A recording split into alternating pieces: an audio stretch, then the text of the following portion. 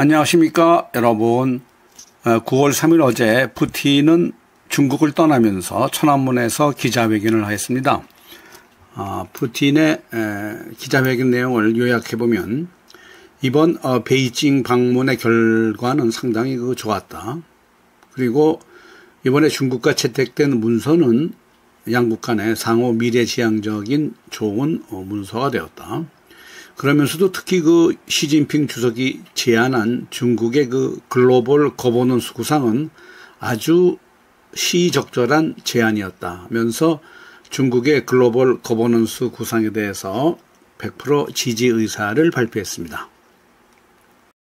그 다음에 이번에 상하이 협력기구에서는 상하이 협력기구의 목적이 어느 누구에게도 회원 국가는 어느 누구에게도 반대할 의무가 없으며 회원 국가 스스로 그러한 목표를 설정하지도 않는다라고 하면서 상하이 협력기구의 블록화라든가 정치화를 배제하는 발언을 하고 있습니다. 기자들은 이 모임에서 특수작전에 대해서 여러 가지 질문을 했습니다. 그런 과정에서 푸틴은 이런 이야기를 했습니다. 이번 상해 협력기구에 참석한 대다수 국가들은 이 러시아의 우크라이나에서의 특수작전, 거기에 따른 목표 달성을 지지하고 있다. 이것은 실제 모든 참가국의 정상들하고의 대화 속에서 나온 이야기이다. 라고 말을 하면서 현재 러시아군은 전선 전체에서 진격을 하고 있다. 그리고 키예프에서는 우크라이나는 한 지역에서 다른 지역으로 병력을 이동시키면서 그 전선의 공백을 메울 뿐이며 수세적인 방어만 하고 있다. 그렇게 얘기하면서 이 우크라이나군은 현재 예비군이 전체적으로 고갈된 상태이고 실제로 전투 준비를 할 수 있는 부대 병력의 비율은 전체 병력의 47, 8%밖에 안 된다. 그러니까 현재 우크라이나군이 전선에 나가 있는 군대들도 병력들도 이 중에 절반 이하만 실제로 전투력을 가지고 있다라고 말을 하고 있습니다. 그러면서 이번에 미국과의 평화회담에 있어서도 러시아는 우크라이나 영토를 교환하거나 어떤 대가를 전제로 해서 우크라이나의 안보를 보장하는 그러한 방안은 논의된 적이 없다. 그것은 미국 측에 알아봐도 확연히 알 수 있다. 다시 말해 러시아는 우크라이나 영토를 분할해서 어떠한 우크라이나 영토를 러시아에 분할해주면 우크라이나의 안보를 보장해준다. 이러한 내용은 전혀 미국과의 평화회담에서 나온 적이 없다고 말하고 있습니다. 그러면서 현재 키예프 정권과의 협상에 대해서 푸틴은 또 말하고 있습니다. 러시아는 이 평화협정의 협상 수준을 격상할 수 있다. 격상시킬 수 있다. 다시 말해서 젤렌스키가 현재 모스크바에 올 준비가 되어 있다면 모스크바에서 회담을 본인과 할 수 있다라고 이야기하고 있습니다. 그러면서 푸틴은 덧붙여서 우크라이나는 당연히 자체 안보 체제를 선택할 권리는 있다. 그렇지만 그 안보 체제가 러시아의 안보를 희생시켜서는 안 된다. 이 이야기는 결국 우크라이나가 나토에 가입해서는 안 된다 하는 얘기로 다시 한번 귀결되는 이야기를 하고 있습니다. 그러면서 추가적으로 푸틴은 말하기를 러시아는 우크라이나의 나토 가입은 언제나 반대해왔다. 그렇지만 유럽연합 가입에는 반대하지 않았다.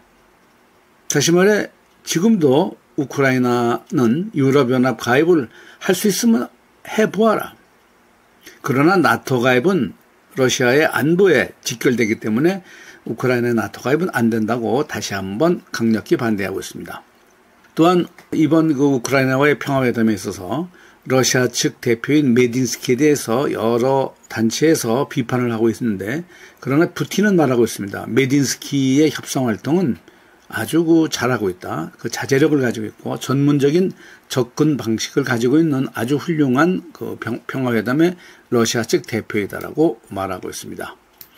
그러면서 이번에 트럼프와의 평화회담을 중재한 미국의 휘트코프는 지금 현재 휘트코프의 입장과 또 트럼프의 우크라이나에 대한 평화협정의 입장 때문에 여러 사람들이 좋아하고 있지 않지만 이 휘트코프는 자기와 트럼프의 의견 중재를 완벽하게 100% 정확하게 이행을 한 아주 확실한 미국 측 대표로서 러시아를 여러 차례 방문하였고, 휘트코프의 협정 능력을 굉장히 높이 평가했습니다.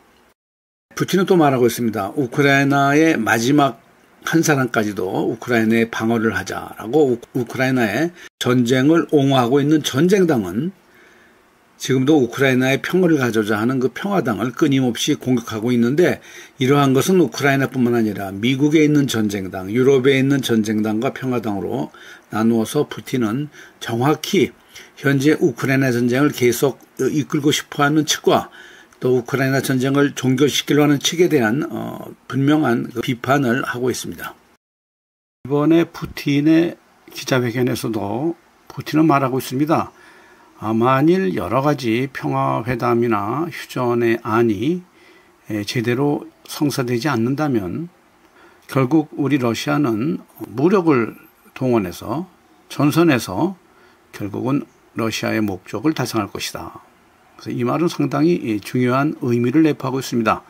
현재 상황에서 우크라이나가 평화회담에 러시아의 조건을 수용하지 않는다면 러시아는 계속해서 전선을 확장할 것이며 특수작전은 계속될 것이다.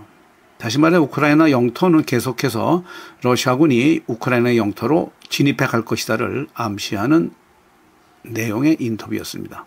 마지막으로 이 푸틴은 이번에 중국에 와서 상해협력기구에서 가장 커다란 러시아의 좋은 성과는 중국과 몽골과 러시아가 3국이 이 시베리아의 힘이라는 새로운 가스 송유관 건설에 합의를 보았다. 세 나라의 이 가스 송유관의 건설은 세 나라의 경제 발전에 획기적인 공헌을 할 것이다. 이것은 나중에 별도로 영상을 만들어 보도해 드리겠습니다. 현재 중국은 에너지 문제에 있어서 미국의 해상 봉쇄 전략에 따르면 중국은 만일 미국과의 분쟁이 발생할 경우 중국의 에너지 수급에 상당히 타격을 받습니다. 이것을 현재 몽골을 통해서 러시아의 가스를 상당히 많은 양의 가스를 직접 중국으로 수입할 수 있는 그러한 가스 송유관은 상당히 중국 안보를 위해서도 굉장히 중요한 의의를 가지며 몽골의 경제적 발전을 위해서도, 그 다음 러시아 자체도 현재 유럽의 가스 수출이 중단된 상태에서 중국을 향한 새로운 가스 시장을 확보했다는 측면에서 시베리아 힘 2의 새로운 가스 송유관 건설은 3국의 막대한 경제 발전에 획기적 공헌을 할 것이라고 푸틴은 말하고 있습니다. 이 뉴스는 CNN에서 발표한 뉴스입니다. CNN에서는 시진핑과 푸틴과 김정은이 세 사람의 천안문 군사 행렬의 등장은 결국은 서구 지배에 맞서서 세계의 힘의 균형을 미국으로부터 자신들에게 유리하게 기울이려고 하는 소위 비자유주의 지도자들의 저항적인 모습이다. 이렇게 평가를 하면서 푸틴과 시진핑과 김정은의 등장은 새로운 미국의 세계 패권 국가로서의 위치에 상당한 타격을 갈 것이다 라고 보도를 하고 있습니다.